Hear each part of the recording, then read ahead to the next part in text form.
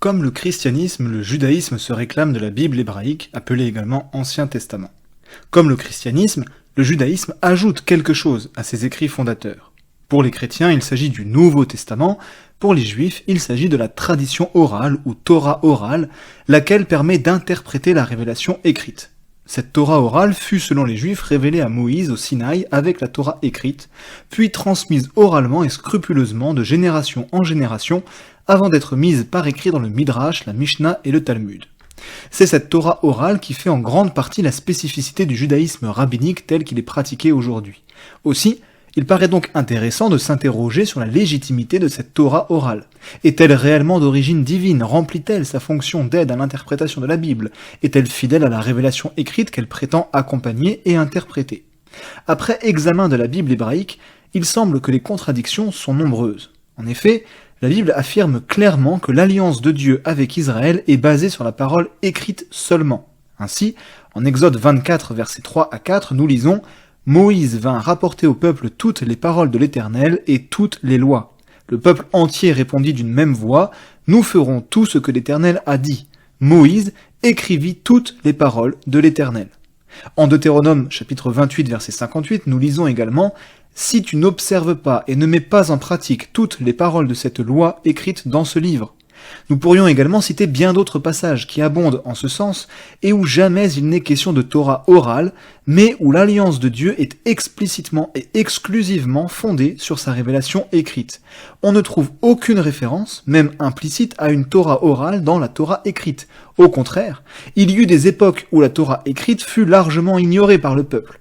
Comment donc aurait-il pu observer et transmettre scrupuleusement la Torah orale alors même qu'il n'observait pas la Torah écrite ? En outre, l'argument selon lequel la Torah orale viendrait en support de la Torah écrite pour l'interpréter paraît très étrange. En Deutéronome 17, comme en Josué, le roi est invité à étudier la parole écrite qui n'est pas considérée comme inintelligible, et il n'est là encore jamais fait mention d'une Torah orale pour l'y aider. Au contraire, la loi écrite est extrêmement précise sur des sujets comme la construction du tabernacle ou les différents sacrifices. Nulle part dans la Bible, ni Moïse, ni Josué, ni Esdras, ni Néhémie, ni personne ne mentionne une loi orale qu'il faudrait suivre, mais ils se reportent tous exclusivement à la loi écrite. L'utilité d'une Torah orale paraît donc bien douteuse. Au contraire, la Bible affirme que le commandement écrit n'est certainement point au-dessus de tes forces et hors de ta portée. De plus, si telle était réellement l'utilité de la loi orale, il semble qu'elle ait largement échoué. Plutôt que d'éclaircir le texte biblique, elle le contredit ou en tord le sens à plusieurs reprises. Le verset où Dieu affirme « Je hais le divorce » en Malachie 2,16 est par exemple interprété comme voulant dire « Si tu la hais, divorce-la ». Voilà qui est l'exact opposé de l'affirmation écrite. Autre exemple, en Exode 23,2, il est écrit « Tu ne suivras pas la multitude pour faire le mal », que la tradition orale rend par « ne parle pas dans un procès, mais suis la majorité ». Voilà encore une contradiction flagrante.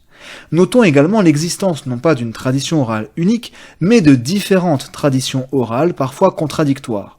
Pourquoi, si la tradition orale remonte jusqu'à Moïse, existe-t-il autant de désaccords ? Ces désaccords obscurcissent plus qu'ils n'éclairent le texte et posent la question de savoir laquelle de ces traditions pourrait être la bonne. Mais justement, il s'avère que la loi orale ne peut remonter jusqu'à Moïse. La Torah écrite rapporte en effet que Moïse n'a pas reçu toutes les lois spécifiques au Sinaï. Pourquoi donc aurait-il reçu toute la loi orale ? Le fait que la loi orale ait dû être mise par écrit aux alentours du début du IIIe siècle appuie l'idée qu'elle n'aurait pas pu remonter jusqu'à Moïse, soit près de 1800 ans en arrière, sans avoir jamais été mise par écrit.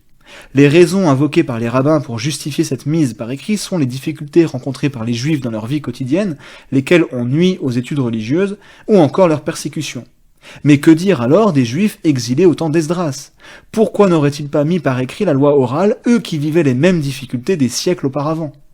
Pour toutes ces raisons, il semble que la Torah orale, qui est si prégnante dans le judaïsme rabbinique d'aujourd'hui, ne peut prétendre remonter jusqu'à Moïse, mais qu'elle contredit le texte écrit et prétend interpréter une loi qui ne demande jamais à l'être grâce à son support. C'est là, nous croyons, un réel souci pour la légitimité de cette tradition et donc pour la véracité du judaïsme. C'était Curious, j'espère que cette vidéo vous a plu, n'hésitez pas à me faire part de vos remarques et questions dans les commentaires ou par mail, pensez aussi à aimer la vidéo et à vous abonner pour soutenir la chaîne et être tenu informé de ses nouveautés. À la semaine prochaine.